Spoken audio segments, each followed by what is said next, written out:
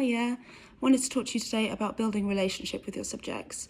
I think it's a really important thing to do to start off on a good footing and build that relationship before the shoot day. It helps you get more depth in your photographs in the first few frames than if you'd started off from scratch.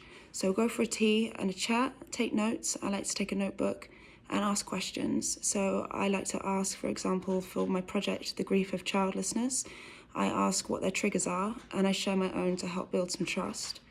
And then I also ask them what their habits are when they're in distress, as this is a shot I know I want to capture. And again, I share my own habits to help build that trust.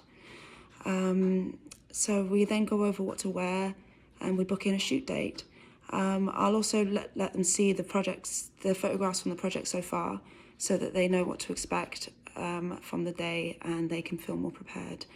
I do let them know that if it's a heavy shoot, it is going to be a hard day, but we're going to be in it together and it can be incredibly cathartic. I found it cathartic myself when taking my self-portrait, and that's the feedback I've often gotten. And I also give time and space for them to ask any of their own questions that they might have. Okay, that's it from me today. Stay indoors, stay safe, and be well. Thank you.